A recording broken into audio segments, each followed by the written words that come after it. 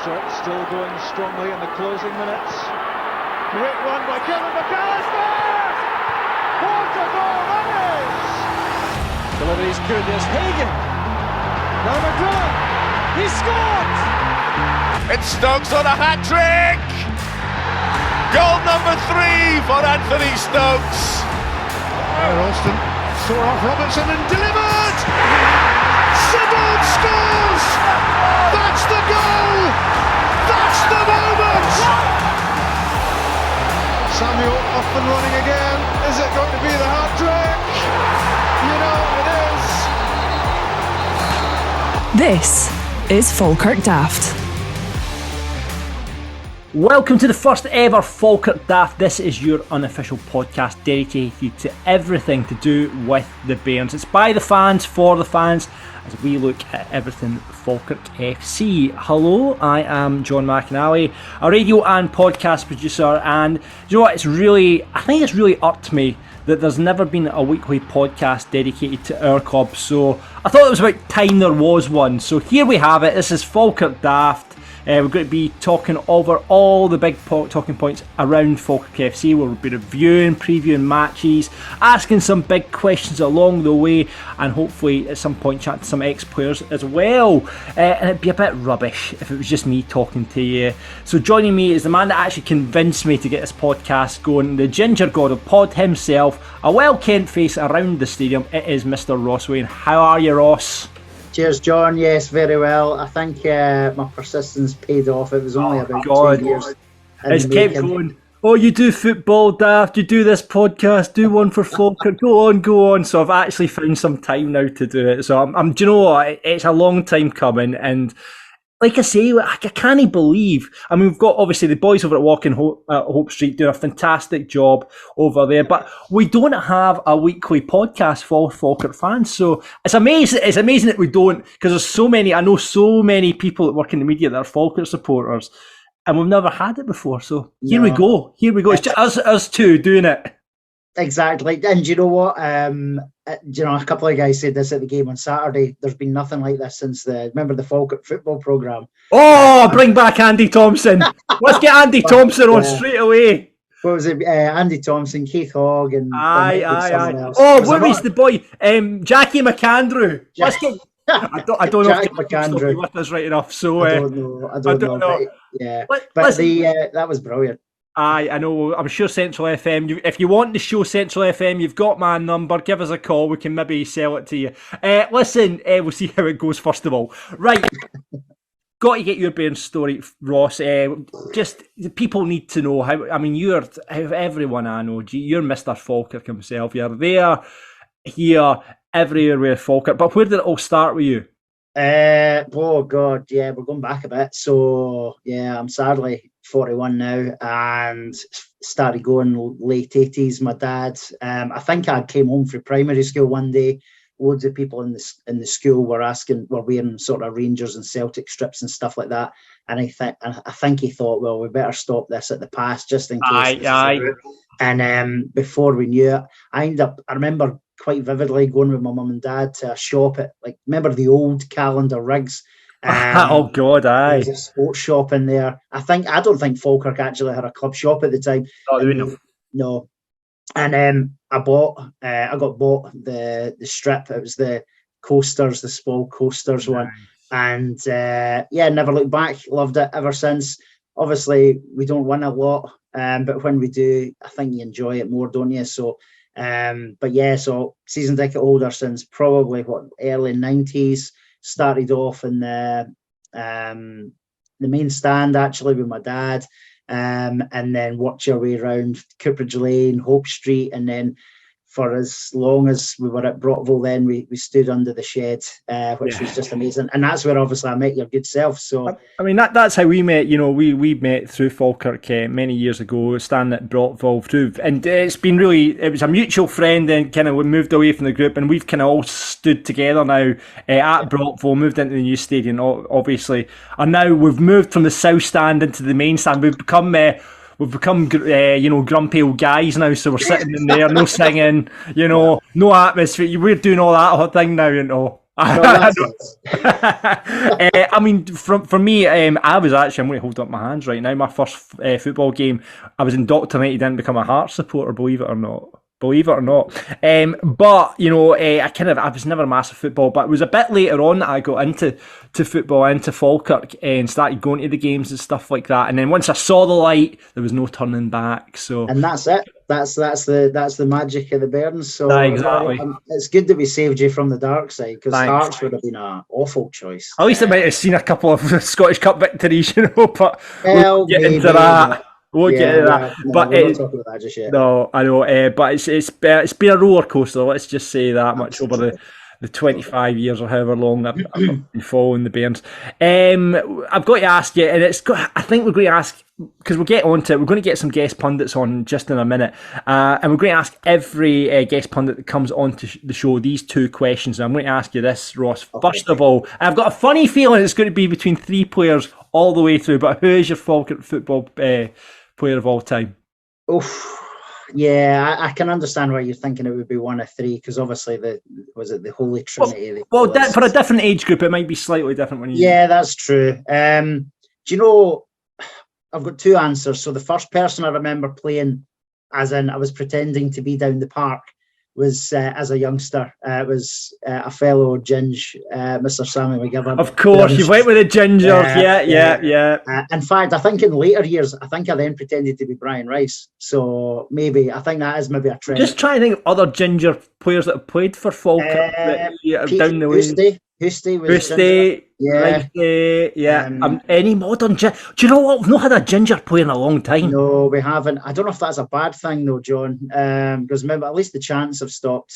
That is true. Anti-Ginger shouts, but yeah. So probably Sammy. But actually, yeah. So from the three, it has to be Crunchy. It has to be. Do you know? I was reading the programme for the game earlier. In fact, it was last month now.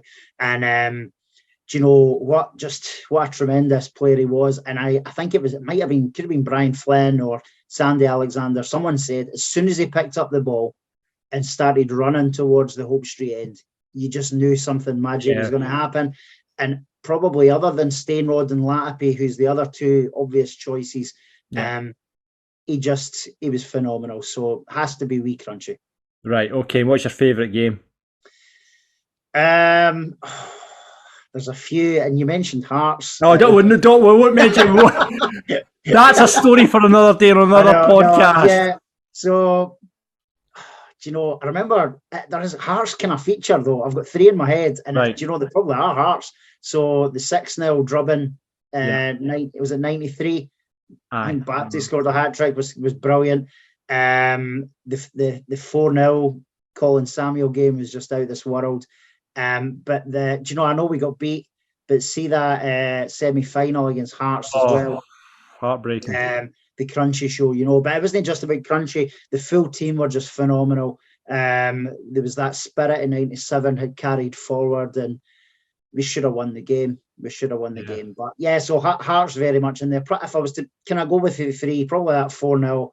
With the Sammy hat trick after 28, 29 minutes. Rob McLean, what was it he said after 2 minutes? 1-0 Falkirk, and it's been coming. That was just, you know, we pummeled them from kickoff. So yeah, probably that. What about you?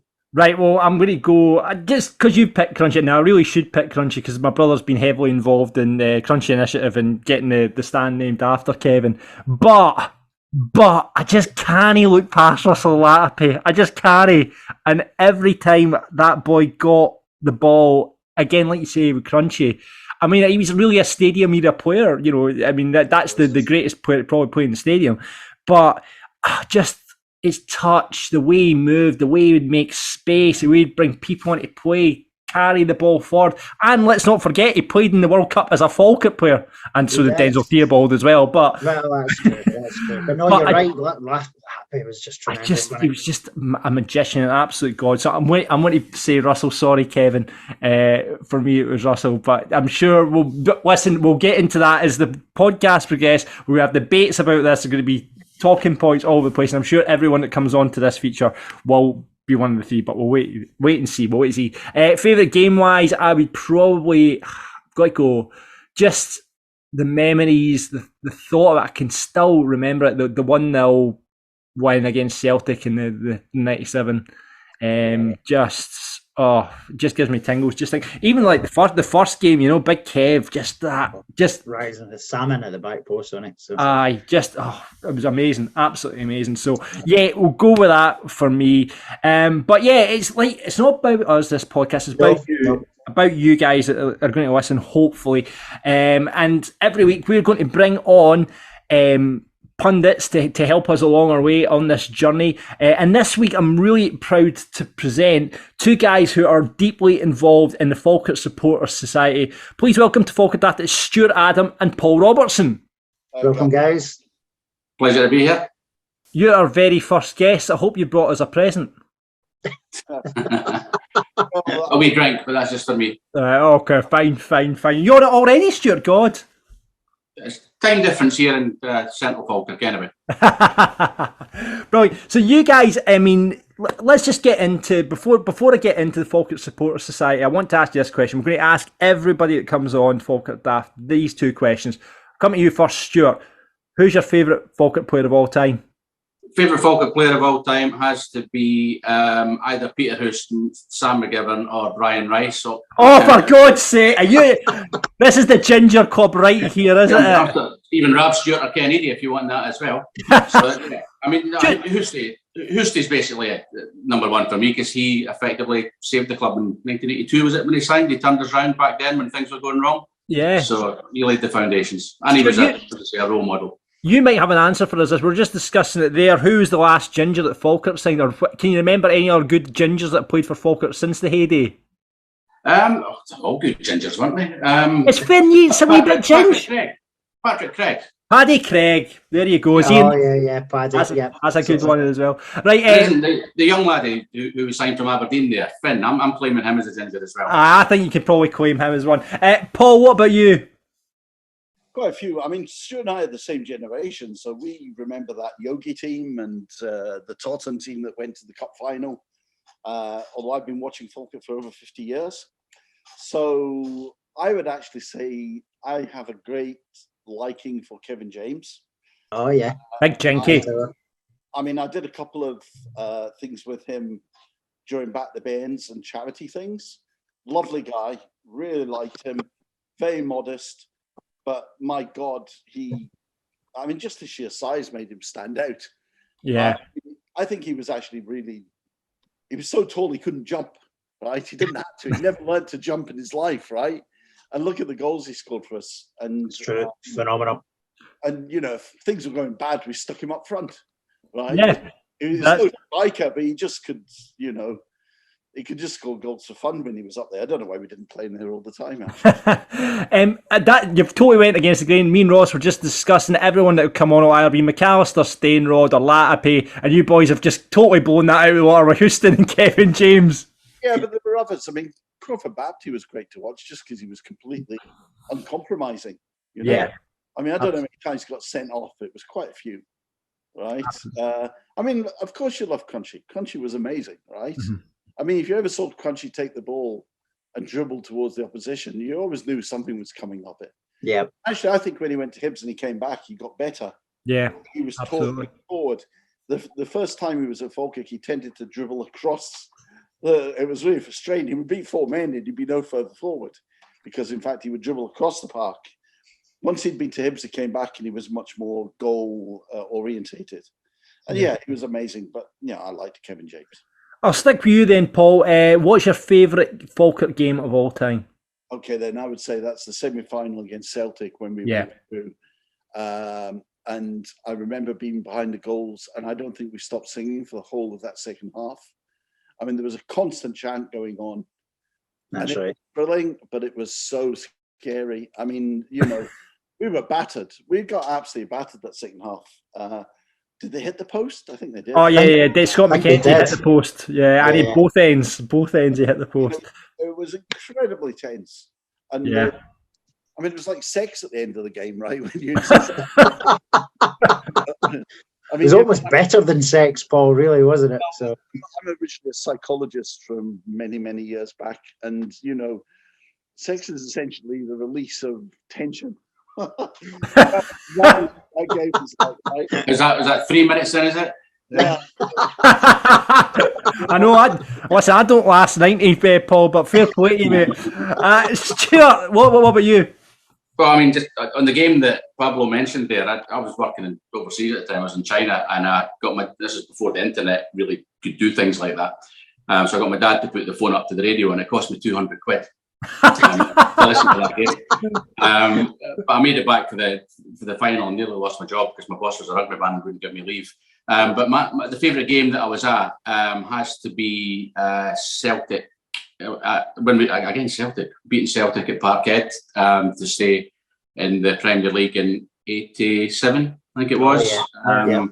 Sammy got the first one, Gilmore got the second one. They were given a penalty that never was. But it was a sparse crowd at Parkhead. But I was 16, and I remember it like yesterday. I don't remember what I had for breakfast, but I remember just every kick of that game.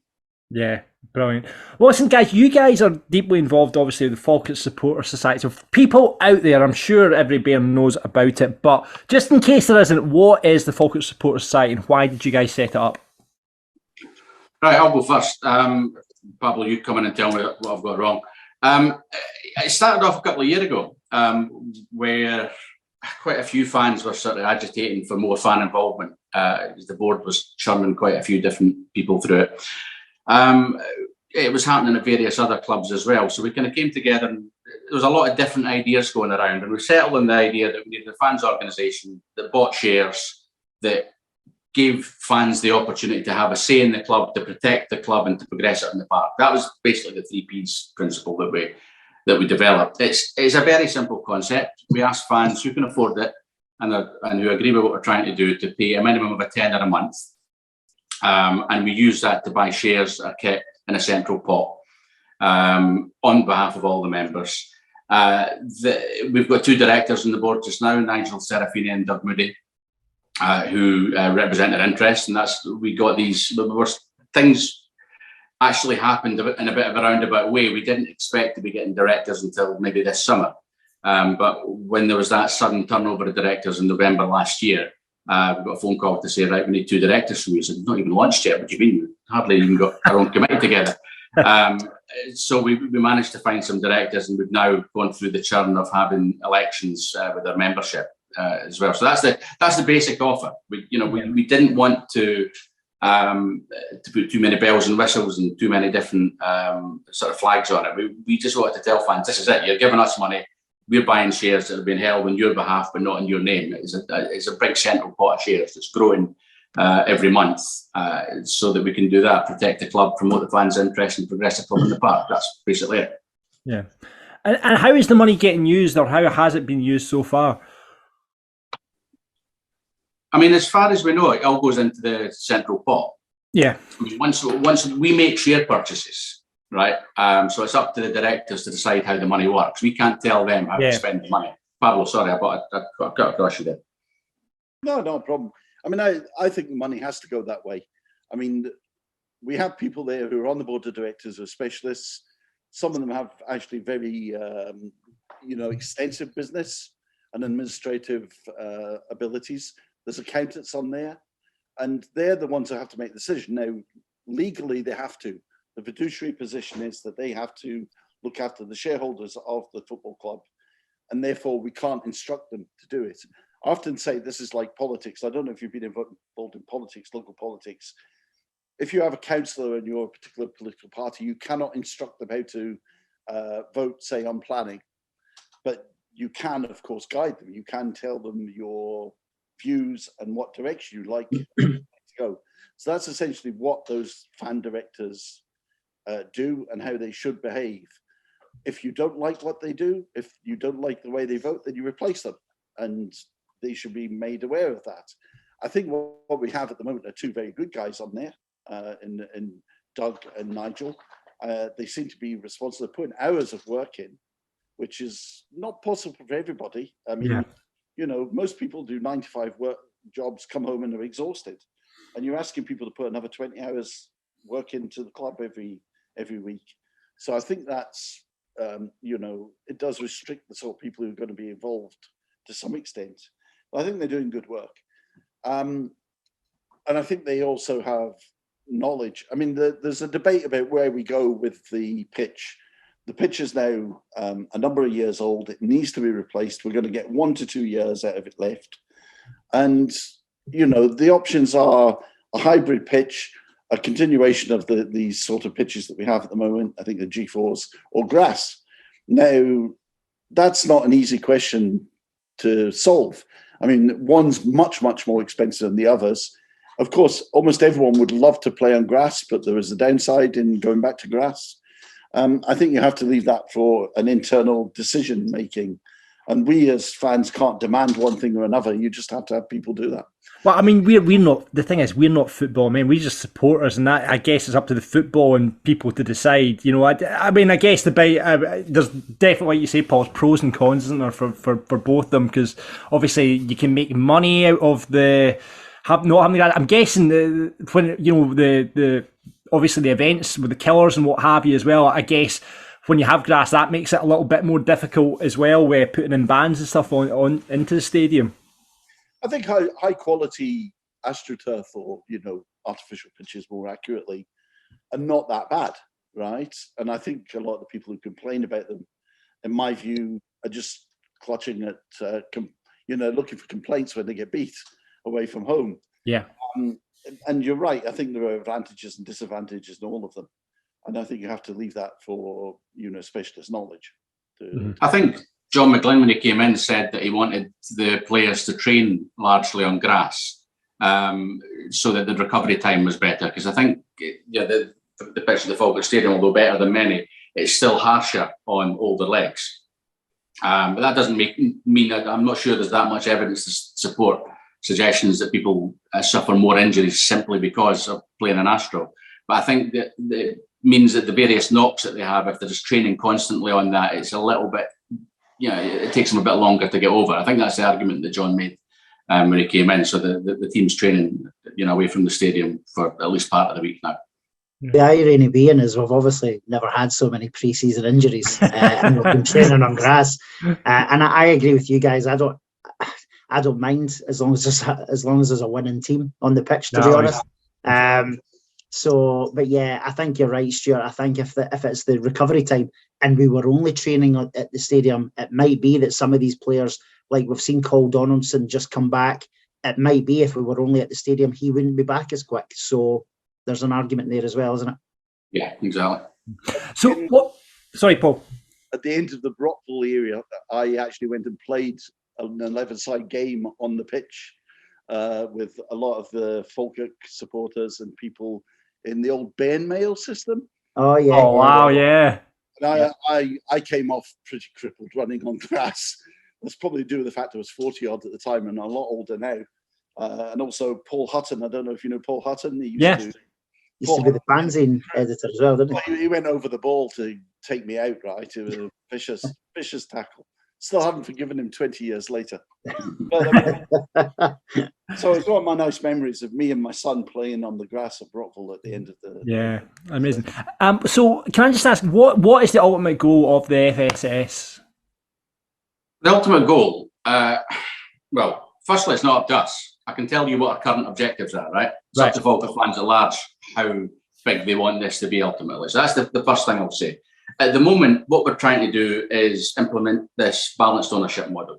Now, bear with us, this is boring, and that's part of the problem. The balanced ownership model is basically the club is split, or ownership of the club is split into 3 parts effectively. So leaving room open for major shareholders, larger shareholders, it's the terminology we use now, which is guys who currently own a big chunk of the club and possible benevolent investors in the future. And we focus very much on the benevolent point, given some of the shysters who nearly got through the door in the last couple of years. Then you've got the medium-sized shareholders who are, at the moment, effectively the patrons group we're talking about. So that's 20-odd Falkirk fans like you and me, but who just had a spare 10 grand that they were able to put into the club and willing to do so. And I take my hat off to them, because that's a lot of money that they've put in. And so we work very closely in partnership with them. Then it's the smaller shareholders, FSS and all other smaller shareholders, effectively. Now, at the moment, it's not split into three even parts. You know, we as the smaller shareholders have got some catching up to do, but we're catching up quite rapidly. So it's to make sure that fans have the security of being able to keep the vultures at bay, being able to have a model that means that if we do need a sudden injection of cash, we can still go somewhere for it. And being able to ensure that the club is listening to the fans, because let's be honest, that's not happened a great deal over the last 10, 15, 20 years. And it's going to take quite a while to build up trust. So, that's to me, the ultimate aim. So if you want me to put a number on it, it's 26% of the club. Right. That's interesting. And how do people get involved with the FSS? We're going to talk. Let's find out that before we get into the football. Well, I mean, we've been very active in trying to use social media and the web to recruit people. We've handed out leaflets at games, and we have leaflets in most hospitality suites during the matches. And just generally trying to ask people, even if they've joined, to go and get a friend to sign up. We've sold 2,200 season tickets, which I think is pretty amazing given the seasons last year. Yeah. But we only have 475 people so far signed up to FSS. Now, that's pretty good. I mean, it's £10 a month. That's in a cost of living crisis. That's quite a lot to ask people. And I completely understand that not everybody can do that. But if you can, we'd ask people to do it because it's making a difference. We've now got 250,000 shares. We just passed that a few weeks ago, held communally amongst us in the club, which is, increasing every month by around about £5,000, which is at 40p a share, 12,500. Is that right? Shares every month. So it's going up every single month. The more people we get involved, the more shares we buy, the more say we'll have. And I think it's been relatively successful. And Stuart really was at the heart of starting this off. I came later, and he needs much of the credit for building this from pretty much nowhere. But it's going to be there for the long run. I mean, this isn't going to be, like it was back in 1999, was it, when back the Bairns. I mean, we were in a crisis then, and we raised, I think, over £100,000 in 9 weeks. I was heavily involved in that at the time. It's much easier to raise money when the club's actually threatened with closure. It's when things are tough and money's tight that it's hard to get money. But I think we'll manage to get there. We'll get over 500. We'd like to go over 500 soon. And then it's ever onwards. After all, Morton have 800 members of their. Oh, for God's sake! Yeah, but they raise about the same amount as we do because they allow people to come in at they allow bars bottles. To be honest, glass checks. I mean, plus the proposition is different in Morton and at Hearts and various other clubs. When these fans groups were set up, they had the carrot at the end of actually taking over either the whole club or the stadium or something. We don't have that. And we're not starting in a crisis as well. The point that Paul makes is really, really important about starting in a crisis. Back the Bairns back in the late 90s, it was an example of the whole community coming together and rattling buckets and trying everything, and a couple of guys maxing out credit cards just to give to the club. The big mistake was that we didn't get shares for fans then. We should have had that then. Yeah. Okay. I mean, at the moment, we're trying to stave off a crisis by doing this. I mean, it's public information because the directors have put this out at the information evening and then in the messages. We're running to the same financial framework as last season, which ran at a 800 odd grand loss. Okay. They think by an improved commercial performance, they can cut that to about a 400 grand loss. So how do we get the rest of the way? Well, we can't rely on cup runs, even though we're in the middle of one. Player sales, I think compared to previous seasons, they look unlikely. And that's investment. So, FSS will hopefully bring in close to 100 grand this season, but where does the rest of the money come from? Yeah. So we need to kind of very much focus on that to stave off the crisis because we don't want to be rattling buckets. but it's also an opportunity now that the door's fully open for fans to come and invest to do so, because that door will close again. You know, you'll get other investors that will come in who won't like it. That happened with the Bairns Trust a decade or so ago. You know, it happens quite a lot, and you know, if we don't take this opportunity, we'll rue it. Absolutely. And where can we get in touch with you guys? Is there an email? What's the best way to get in touch with you guys if people want to get involved? Yeah, there's the website. It's falkirksupporters.org, which is on the screen below you just now. Yeah, we'll put that in the episode description so you can get involved in that. Yeah. Yeah, so that's it. But we're also got an active Facebook and Twitter page as well. And we're also looking at taking the old booth in the main stand at the stadium to have a sort of live presence there as well. Right. I mean, there's 9 or 10 of us in the committee. We're trying. Lots of people have got lots of really good ideas for this, which is great. And we welcome these ideas and we want them to keep coming. But we'd also welcome people putting their hands up with these ideas to come and actually do something with us as well, because it's hard work. Yeah, well, we're big supporters here at Falkirk Daft, Stuart and Paul. Hopefully we can rally the troops and get people signed up as well throughout this podcast. But let's talk about the football now, will we? Let's start off. We were going to have a kind of general overview of pre-season. I want to speak about the John McGlynn night a bit that you guys had last week as well, a bit later on. But let's talk closer to home.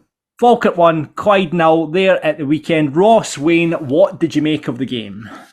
Do you know, the result was the biggest thing for me. I'm glad we won, because obviously it meant we topped the group and we get through to the draw, which we now know we've got Dundee up at Dens, so it was important financially. But do you know, everything's not just about the money. From our perspective, we go along wanting to win games. We won the game. Did we play the best we could play? Probably not. Clyde are always quite stuffy. They were again on Saturday.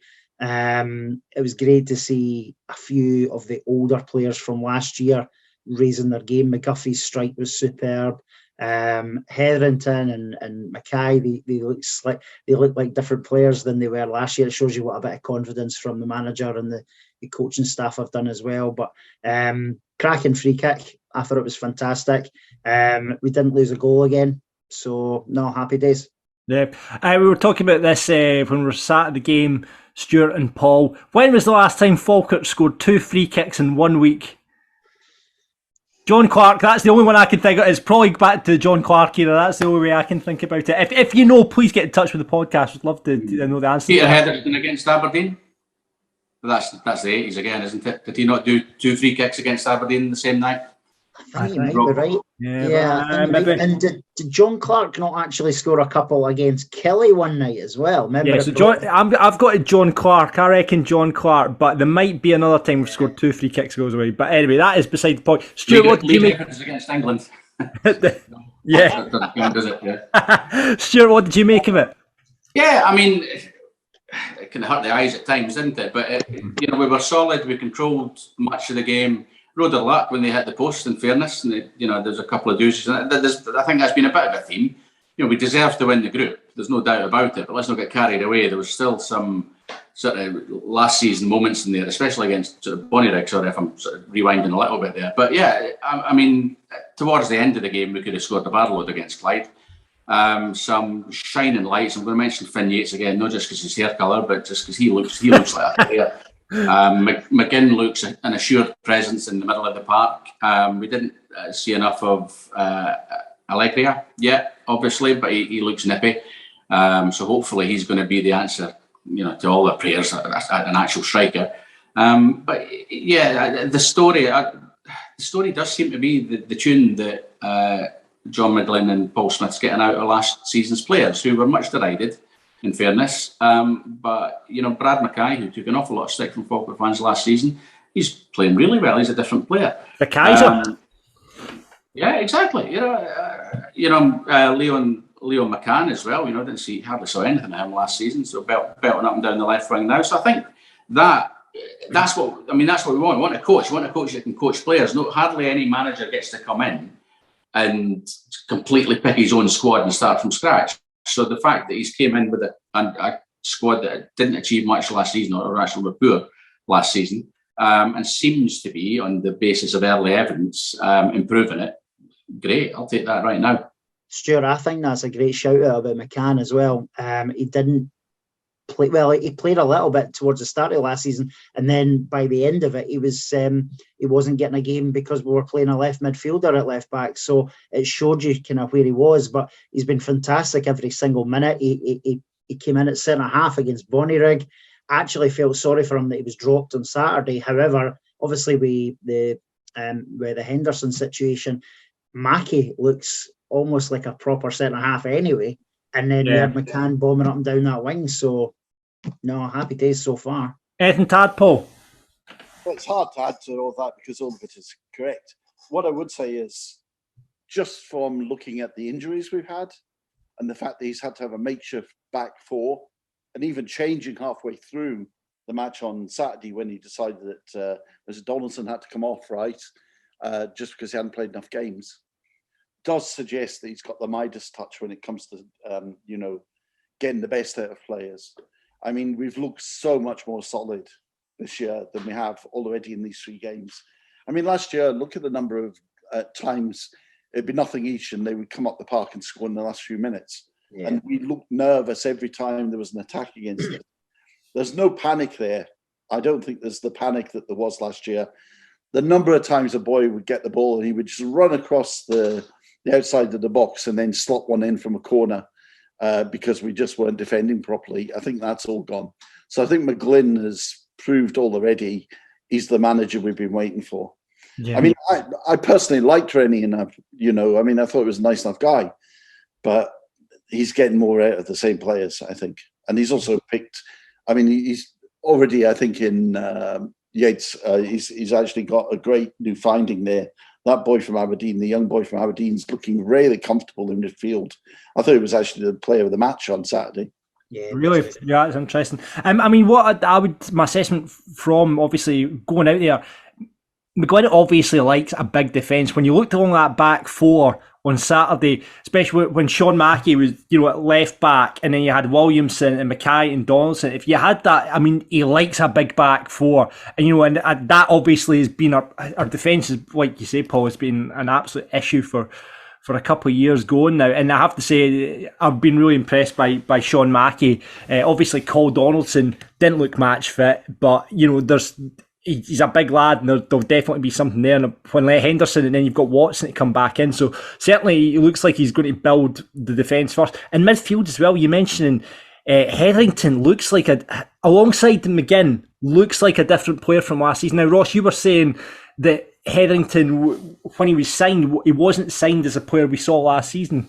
Yeah, one of the guys that I know was talking to him at the recognition dinner at the end of last season. And obviously that couldn't have been a comfortable night for the players. But I think Hetherington was really honest. He said, look, he was signed based on his performances at Alloa, which was sort of mopping up balls, getting tackles in. And then when Rennie signed him, Sheeran signed him, it was on the basis of, right, we need you to go and spray some passes. That just wasn't his game. So I think the fact that he's now got another sort of solid player in beside him, it's working wonders. Do I think he'll be in there all season? I don't know. I think Yates and McGinn might be that midfield pairing, but do you know what? He's given himself a brilliant chance of starting games. He really has. Yeah, absolutely. I think we all agree that we're kind of lacking up front. I mean, Stuart, you mentioned Allegria, who, by the way, I just think sounds like a Vauxhall car, the Vauxhall Allegria. So my nickname for him is Vauxhall from here on going forward.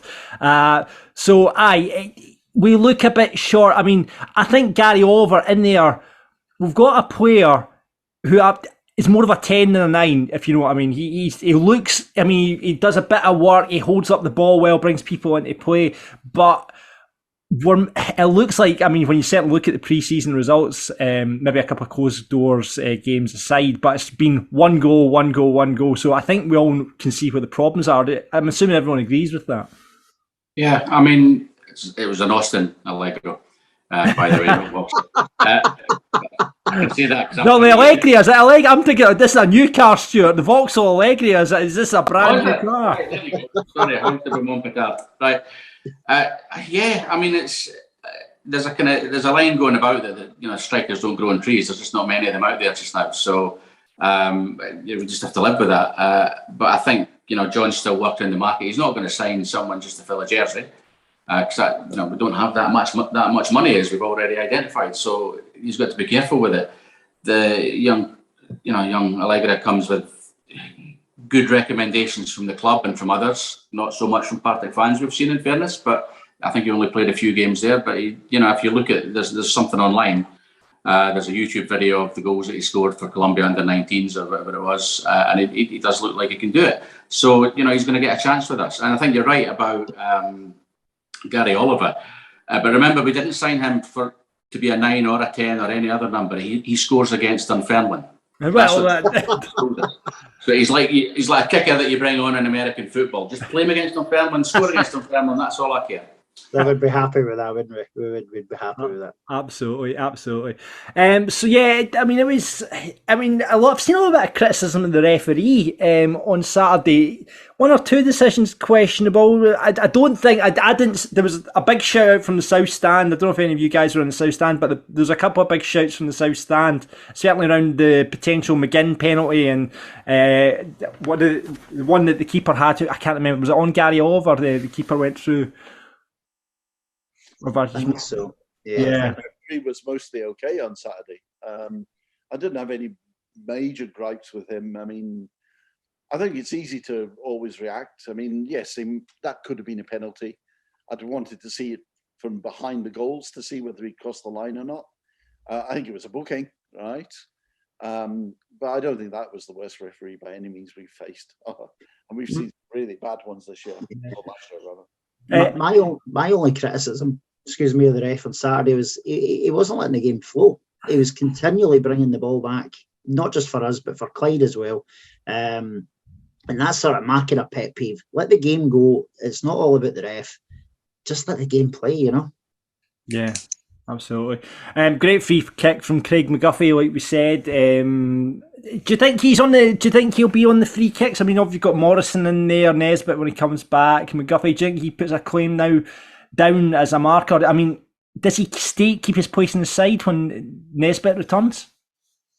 I think it's nice that we've got all these creative options, right? I mean, we never said that last year because they just didn't perform.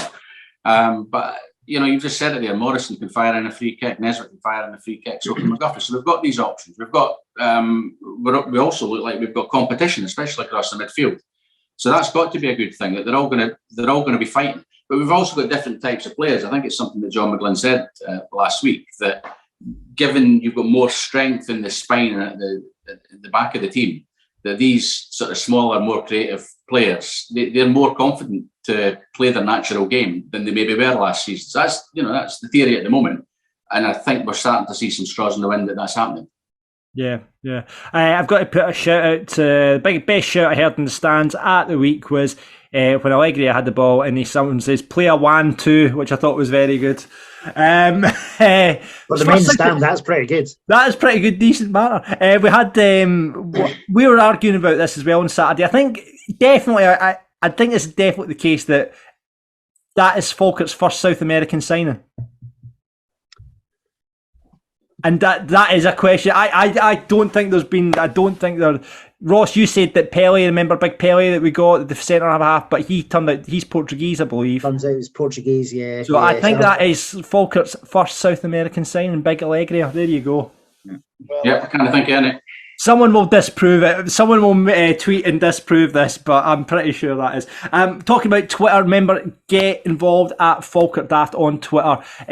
Leave your comments, and here we have a few comments from the game on Saturday. Graham says, not a great advert for the game, and Williamson was shocking today.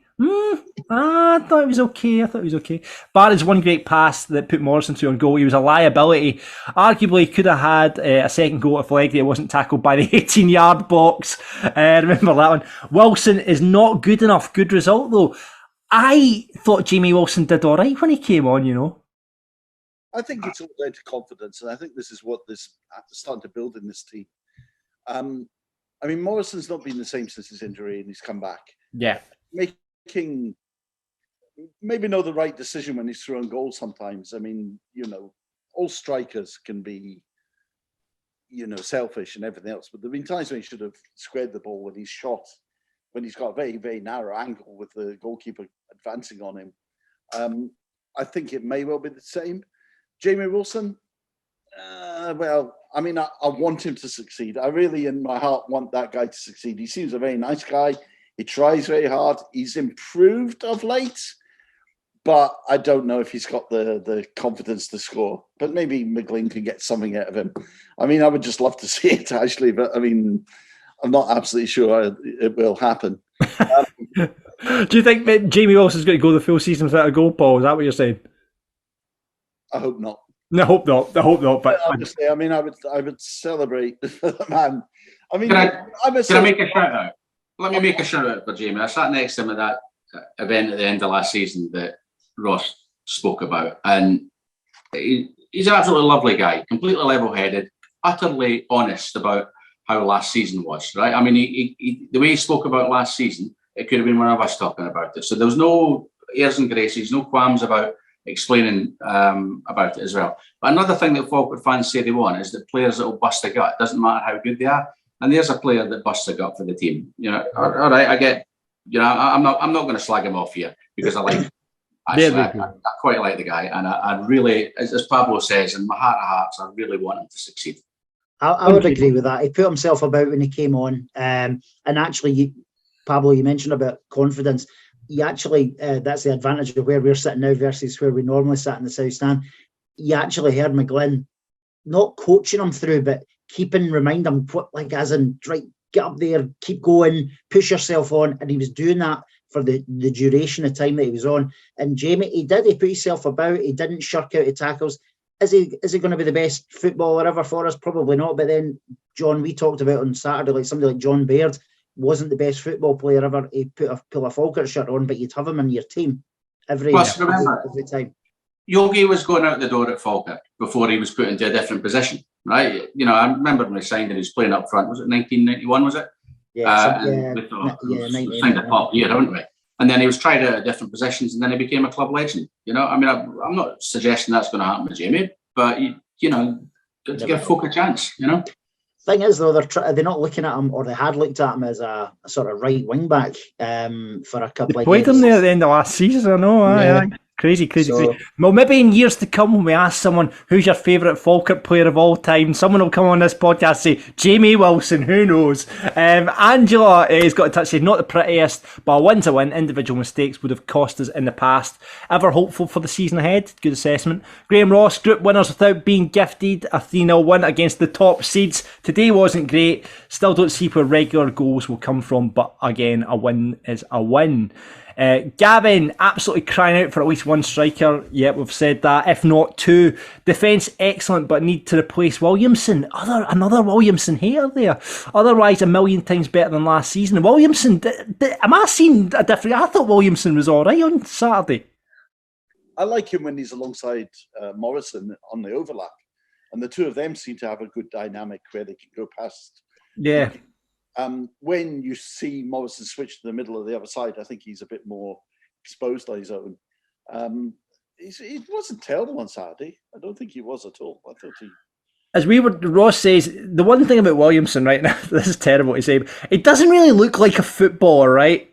If you know what I mean. It doesn't look like a right back. It doesn't look like a footballer. As Ross says, he looks more like a PE teacher.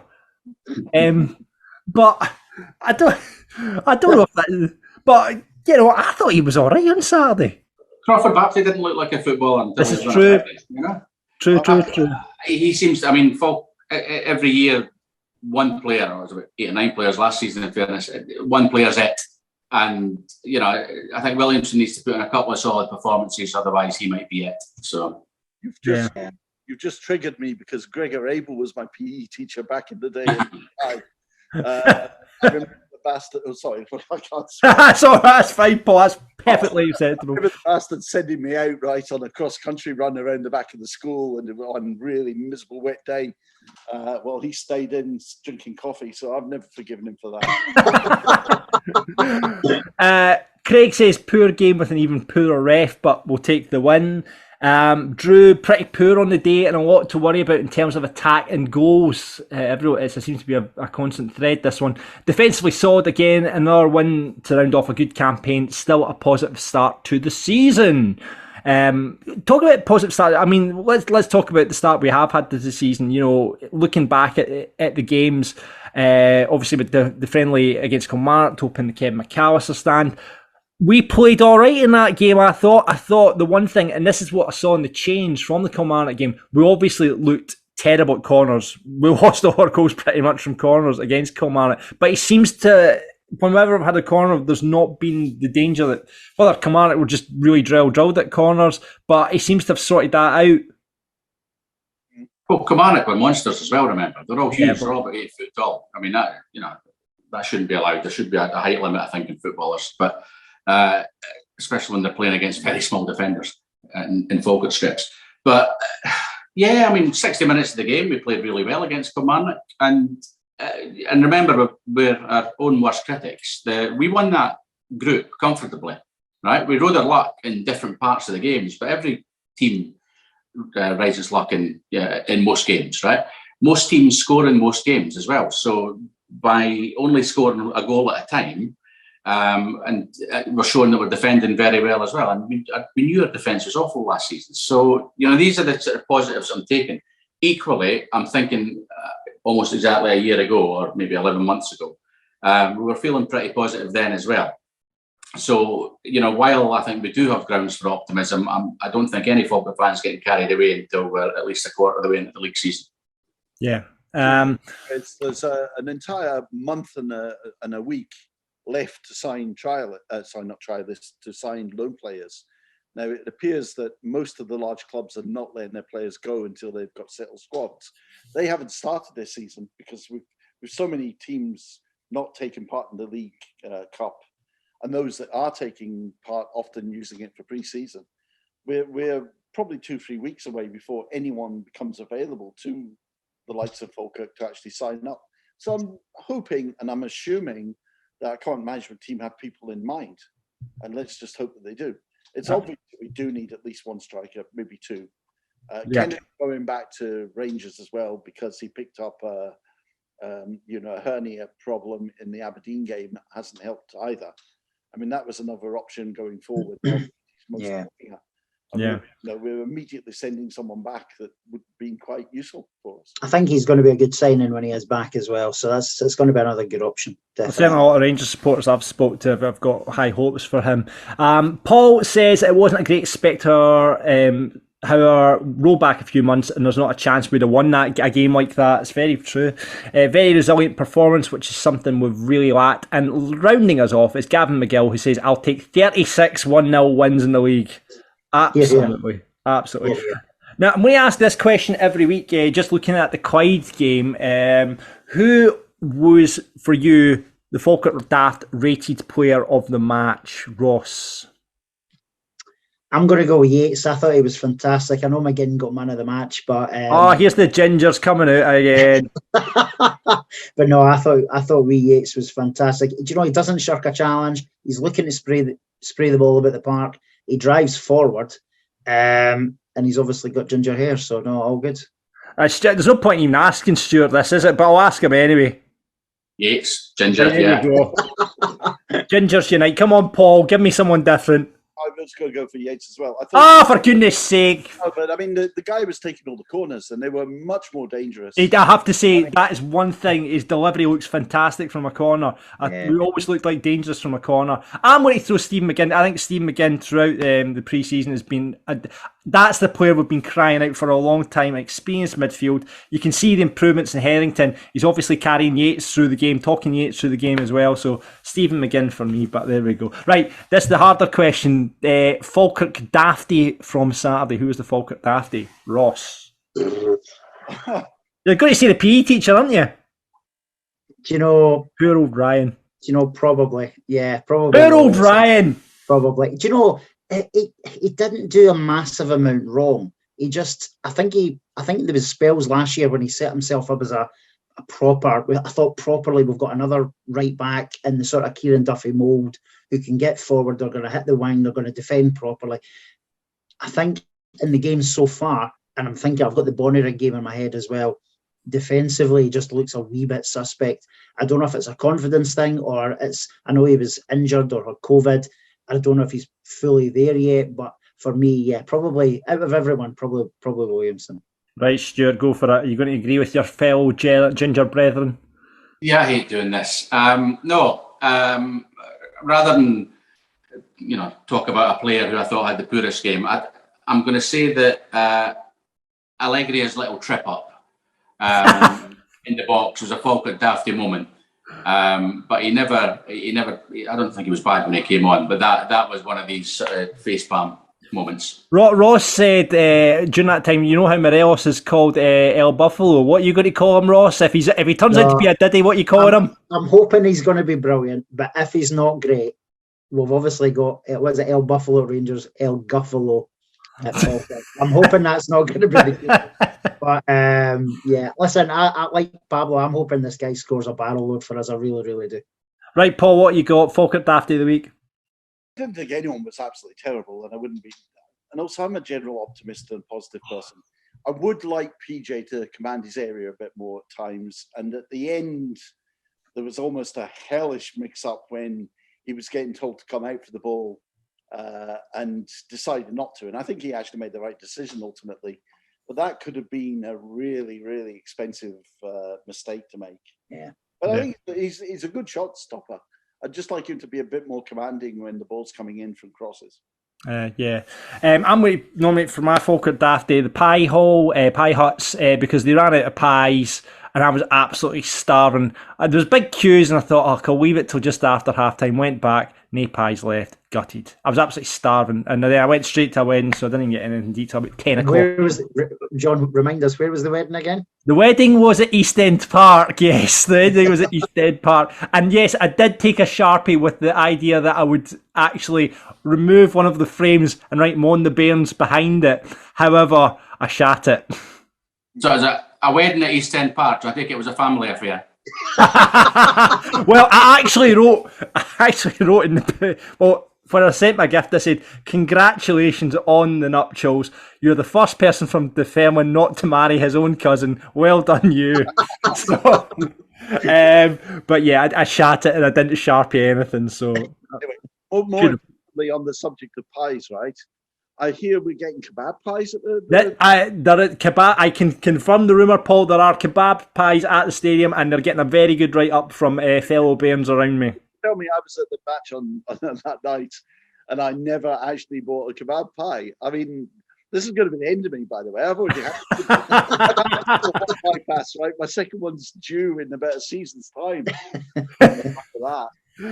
So so there's your Falkirk Dafties for the week. Just before we kind of leave this, guys, I obviously had the night with John McGlynn last week. What kind of guy is he? What did he say about the job he's here to do, and how did he assess pre-season? I've now met him twice, right? And this is rich coming for me because I'm getting old now, but he comes across as a wise old grandfather. He's very likable.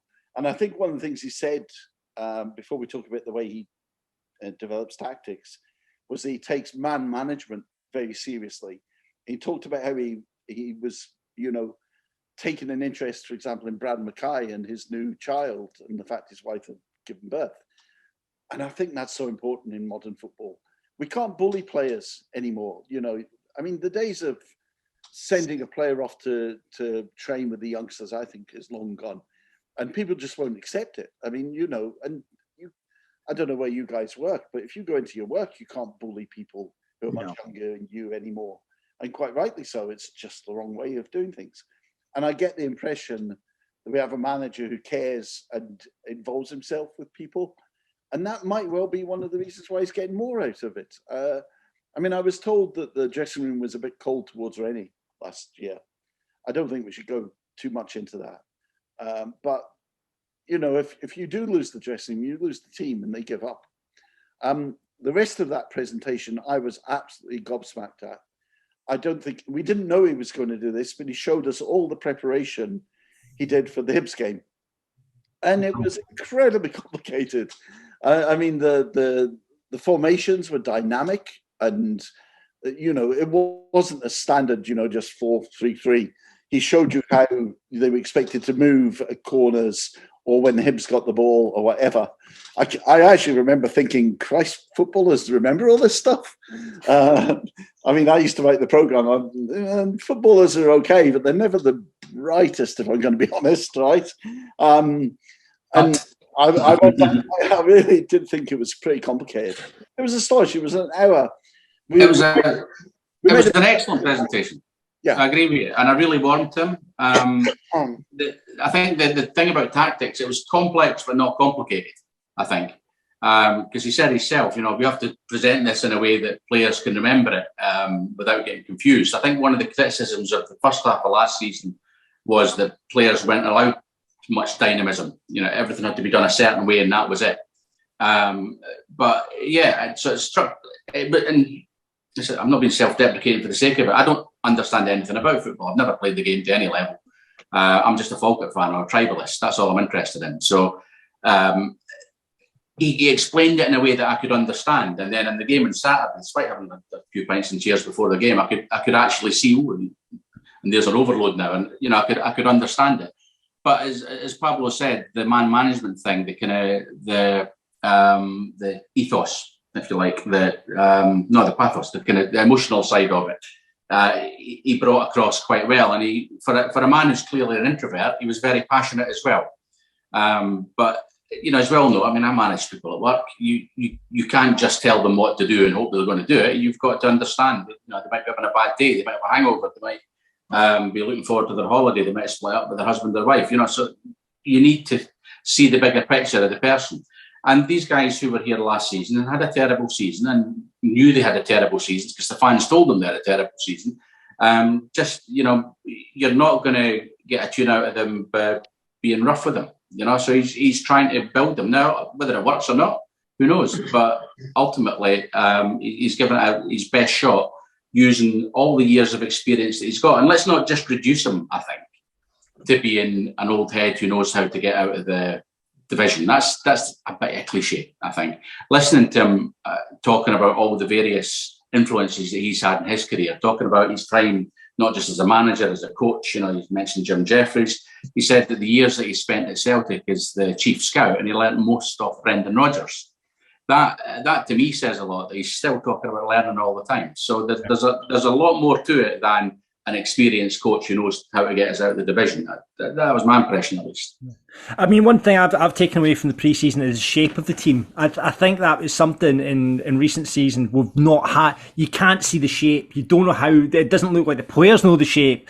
And every time I've seen them this season, I've just went, right, that they know what they're doing there. You can see the shape of the team, and in defence and in offence as well. I think that's been a big difference for me. I don't know if anyone else has seen that.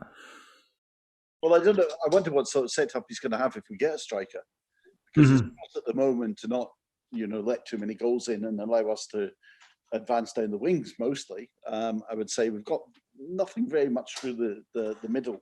Yeah. Yet. Now that may come. It strikes me. Oliver reminds me of John Baird without the goals. He's very good at holding the ball up. I'll give him that. And there were a couple of occasions where his work rate got us good chances. In this game and in others. So, yeah, you can see there's a better structure to the team, right? I think we've got reasons to be optimistic. Can I just say, though, this meeting last week, I think, was excellent. And anyone who came to it would have gone away impressed and feeling a lot more optimistic. And I'd like to think we're going to do more of these sort of meetings. FSS is about raising the money primarily and getting us a say in the club. But we actually need a body that has, interactions with the club and educates, right, as well. I'd like us to have other meetings. I'd like to, let's get the women's coach and a women's player along and have a meeting on that. I don't get to come to the women's meetings. I live 60 miles away from Falkirk. So going to see the women's matches isn't really very feasible to me, but I'd love to know more about them and build that. And I think, in this day and age, it's a good way of getting women into the football, right? And just generally, I would like to see us do more of this sort of stuff. And I think we will. I think, you can expect other meetings. It also gives people something, for their money. I mean, they're giving £10 a month. You know, there's something to be said for actually having these public meetings where people can come along and meet the players, meet, you know, people behind the scenes. Yeah, it's just that extra bit of kudos for being able to kind of help out, isn't it? It's brilliant. I mean, we've said that over the years, though. That again, going back to the point about communication with the club, it's been poor historically. I'm not sort of blaming any particular board. I think it improved under the last board quite a lot, actually. But prior to that, it was pretty awful. I think it's improving still further now.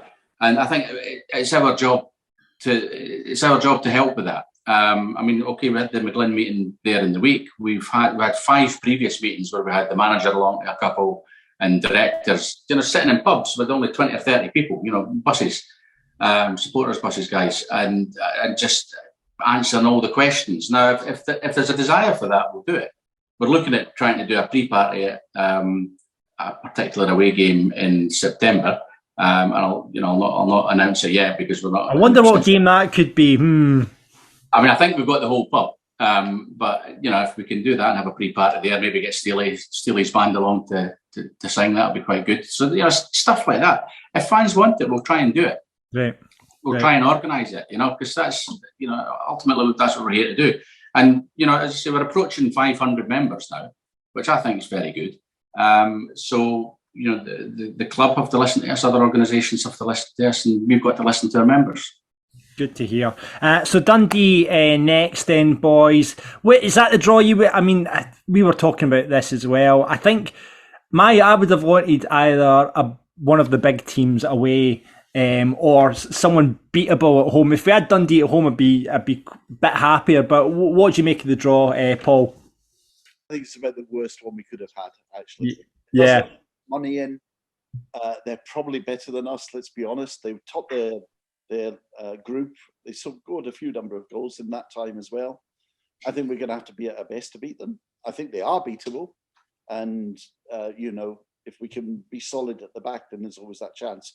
But I would have much rather been going away to Rangers or Celtic and getting the money, because the club needs that, and the kudos and the fun that always brings.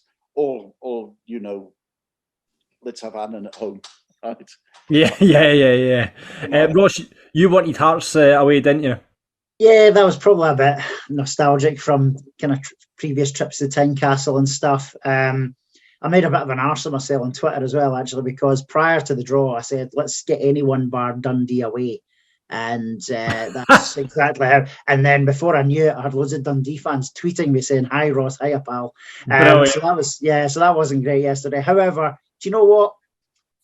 I've not got a lot of time for Dundee. I'd love to go up there and beat them. The time that I've not got for them has obviously been born out of loads of stuff that's went on the last sort of 25 years. But could it have been better? Yeah, so Annan at home, or do you know? But it's a cup tie. You never know. We'll take a big crowd up there. Let's have a go at them. Let's have a go.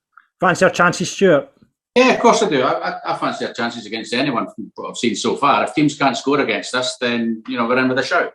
So as long as we can, you know, keep the back door shut, you never know. So yeah, I'd give us a chance, and then we can keep the old firm for later on in the competition. Absolutely. Well, listen, Stuart, Paul, thank you so much for coming on the first ever Falkirk Daft. Thanks for your input. If you want to join the Falkirk Supporters Society, check out the description on the podcast and on YouTube, and you can get signed up, get involved with the boys, give the money, get behind the club, hopefully get more shares and get to that 26%. Brilliant, boys. Thanks very much. If you want to be a pundit on the show like Stuart or Paul, you can do that. Just drop us a DM on Twitter or messages on Facebook. We'll get you on throughout the season and get your input into Falkirk Daft, because that's what it's all about. Guys, thanks again. Cheers. Guys. This is Falkirk Daft. So every week on Falkirk Daft, we thought it'd be interesting to look at our opponents. So we're going to speak to various people involved, fanzine, podcasts, just general supporters of our opponents. And our first game this season is against Montrose. Now, obviously, last season was an absolute horror show against them. 2-2 draw, 1-0 defeat, 2-1 defeat, 3-0 defeat. Absolute nightmare. So I'm even dreading getting this guy onto the podcast. He's my former flatmate, but also happens to be involved with the Larters Tash, the Montrose Montrose fanzine. He's just got internet up there, actually, so this is a brand new thing for him as he switches on Zoom for the first time. He's on dial-up, so we might lose him, however. It is Mark Rae. How you doing, Mark? Doing good, thanks, John. Nice to meet you as well, Ross. Cheers, Mark. You too. Right, okay, let's get into it, because you say, and you like Mark all last season, Falkirk are the worst full-time side I've ever seen. I can't blame you. I have to say we are the worst full-time side in Scotland, and I can't really argue against you, Mark. I've been saying it for 3 years, to be fair. I think I was ahead of the curve on that one. Like, Falkirk have genuinely been the worst full-time football team I've ever seen. For a while, it was Wraith Rovers, then it was Partick, but you have streaked miles ahead in that department. We've done all right. But I mean, Montrose, what a season you guys had last season. I mean, obviously, looking at what I've just reeled off, the results against us for a start. Yeah, I mean, we don't really class as big fixtures anymore, to be fair. I mean, we're looking at the Airdries and the Queen's Parks and the Cove Rangers as the big games nowadays. But, against we did clubs like Falkirk, I think we did all right. And brilliant. John, how do we...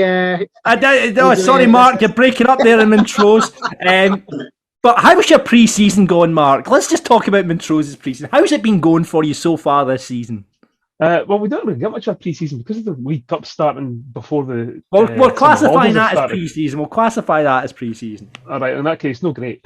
No, exactly. That's a shame. That's a shame. Oh, a shame. What a shame. Aye, so what have you made of Montrose's kind of start then?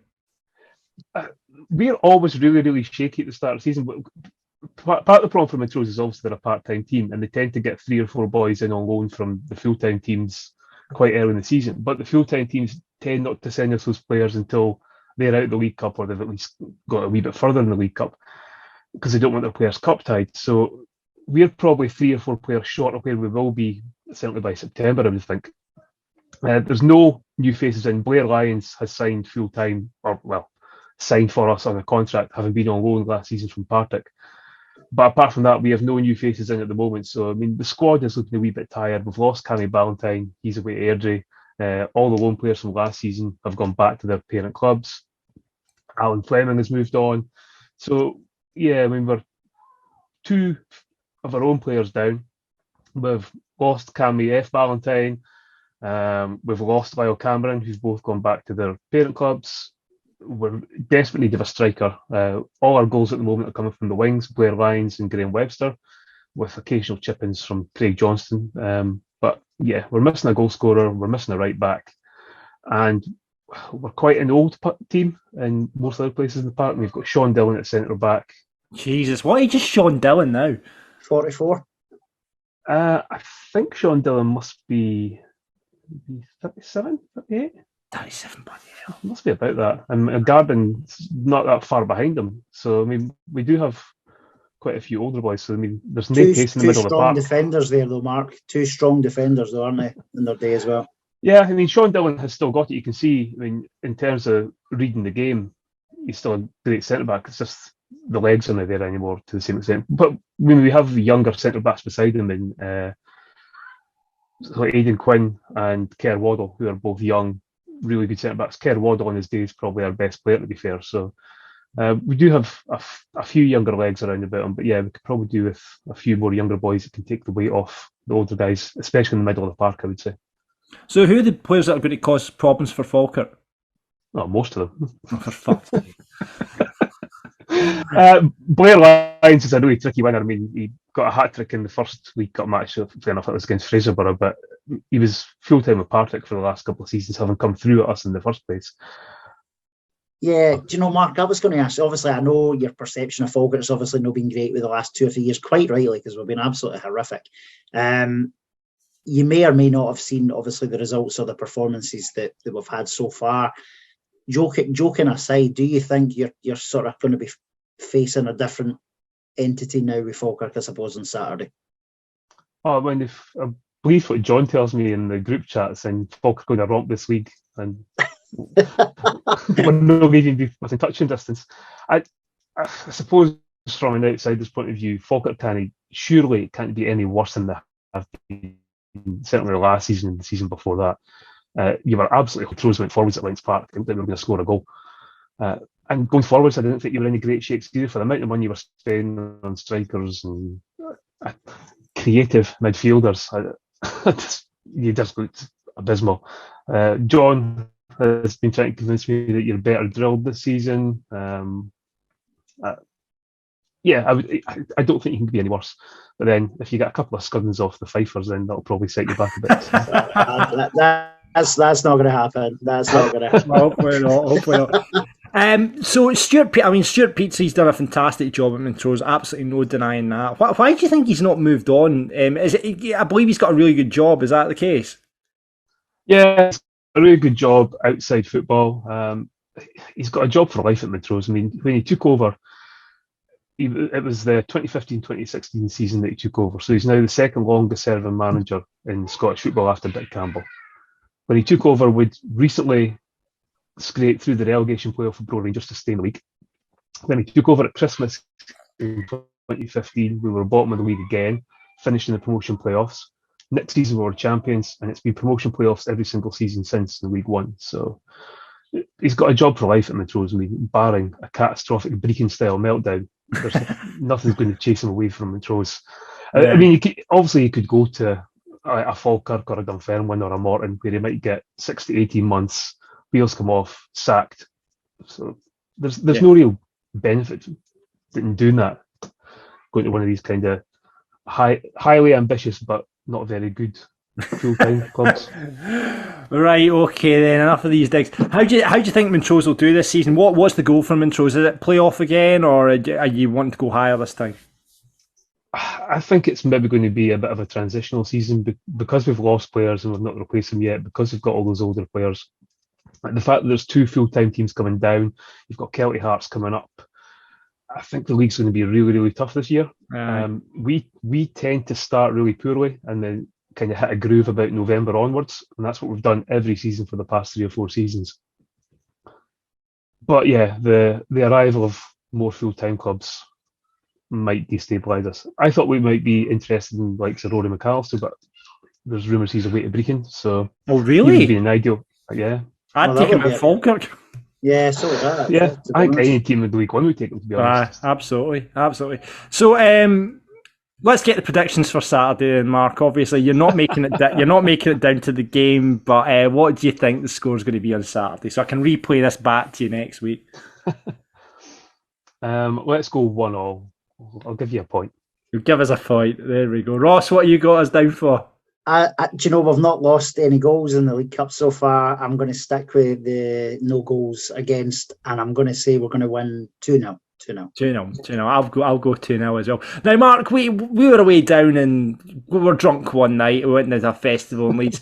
Now, I just want to clarify, so we've got it on tape here. We made a bet, okay? The bet was if Montrose finish above Falkirk in the league, I will buy your Montrose top for next season.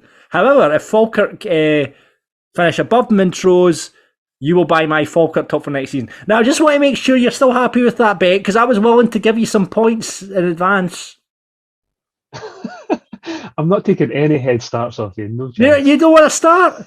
No, I don't want the head start. Right, okay. You remember that we finished 15 points ahead of you 6 weeks ago? That was last season. We don't talk about that. We don't talk about that. You don't want any points to start, right? No, it's all good. Falkirk Daft listeners, you've heard it here. If Montrose, Falkirk finish above Montrose, Mark Rae is buying my Falkirk top next season. Thank you very much. I've not told you what I'm going to put in the back of it, though. Well, that's very true. I take probably a large, I would probably say. It would be nice. I'll wait and see if I prefer the home or away. So we'll wait and see that. Right, Mark, thank you very much for coming on. We'll see what happens on Saturday and expect lots of abuse if we beat you. Okay, likewise. Absolutely. Cheers, Mark. Mark Rae from Latters Tash, thank you for coming on Falkirk Daft. Cheers, Mark. And see the Montrose modem is broke down again, so that's internet. This is Falkirk Daft. So Ross, that's it for the first Falkirk Daft. How do you think it went?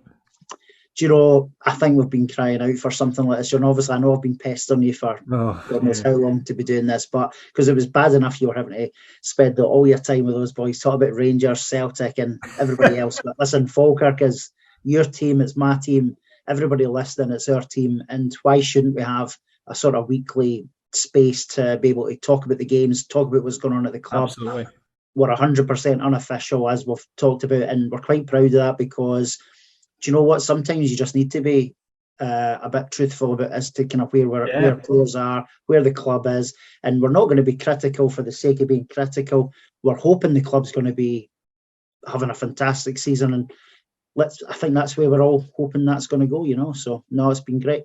So what are you thinking for the season, Ross? What is? Let's lay the cards on the table. First podcast. We're going into the new season tomorrow. Lay your cards out on the table. What do you think? I'm more optimistic than I have been probably any of the summers that we've just had the last 3 or 4. I agree with something Stuart said earlier on. We were optimistic last summer. I think the difference is, though, last summer we had a sort of youth coach. He talked a good game. John McGlynn is an experienced manager. He's been here, done that, got the T-shirt, got the cap. And do you know what? I've seen enough so far to suggest that we're going to be in the mix. I don't know if I'm ready to kind of put a bet on to say we're going to win the thing. Yeah. But I think we'll be far, far closer this year than we have. I think we're maybe 2 signings, maybe even 3 signings at a push away from having a finished, real strong starting 11. Yeah, do you know what? Next week's show, I'm going to get a few more predictions from you for Player of the Year, all that sort of stuff. We're going to assess the squad in next week's show as well. But I guess you're right. It's going to be. I mean, this is the toughest. We've been down here for a good few seasons now, and this is certainly the toughest. When you look down at the teams there, you know, Kelty Hearts, obviously we know they're coming up with money and have got money to burn. Queen of the South coming down. I've looked decent, by the way. I thought they might fall apart, but from what you've seen, from stuff I've seen from Willie Gibson's side, they looked all right. Dunfermline, we all know about. It's going to be tough. It's going to be tough. I'll be there and thereabouts. Airdrie, well, I think Airdrie hopefully might fall away. They've lost a lot of players. Obviously lost Ian Murray as well. I think, and I know he's just left, but I think Montrose will struggle this year. I think Airdrie will struggle. Queen of the South have made a lot of signings. On paper, yeah, they're probably okay. They've lost a huge number of players though, so they had to bring in the number that they've got. Kelty's an unknown proposition. They've not lost a lot of the players that did really well last year, so do you know what? You never know. They might do a Cove. Hopefully not, but they might do a Cove. And the Filth, I don't even really want to kind of talk about them, to be honest. They've not made any good signings. I think we'll beat them 4 times. That's just my usual optimism. I'm really looking forward to September. I think we'll take especially if we start the season well. Do you know what? That'll probably be the biggest crowd we'll take through East End Park in 10, 15 years. Yeah, well, it all starts against Montrose tomorrow. But thank you very much for listening or even watching Falkirk Daft. We'll be here every week. We're just doing this one as a special bonus one ahead of the season. So this is going out on Friday, but we'll be back on Monday. So you get to hear our reaction to Montrose game on Monday with another guest pundit. And if you want to be a guest pundit, it's dead easy. Follow us on Twitter, Facebook, Instagram at Falkirk Daft. Drop us a wee DM. I've also got a Discord channel set up. Now this is very exciting news. Basically we've got a Discord, and if you don't know what Discord is, it's basically like a chat room thing. Sign up for that. We'll have a Falkirk Daft Discord so people can react, chat amongst themselves, and we'll have that all set up. If you drop us a DM on Twitter, I will give you the invite for that so you can join in the banter there. Subscribe to us on YouTube. You get to see our beautiful faces. I've got my Falkirk Daft background. I'm wearing Neil Beezerholm's top here. Ross has got several pictures of Falkirk memorabilia in his background there. So you get to see us if you will fancy it on YouTube, and you can subscribe to the channel there. We're also looking for sponsors for the show. We need your money. Keep me and Ross in the lives that we're used to. If you want to be a sponsor, we'd love to hear from you. Drop us a DM on any of our socials, or you can email us falkirkdaftpod@gmail.com. That's falkirkdaftpod falkirkdaftpod@gmail.com. Right, Montrose tomorrow. What are we thinking? You're thinking 2-0? I'm going to say 2-0. Yeah, I'm going to go 2-0 as well. So hopefully we can get it up, Mark, and end up top, so he has to buy me a top. Great, brilliant. Ross, it's been an absolute pleasure, and I guess until next time on Falkirk Daft, I've got to say, expect the unexpected.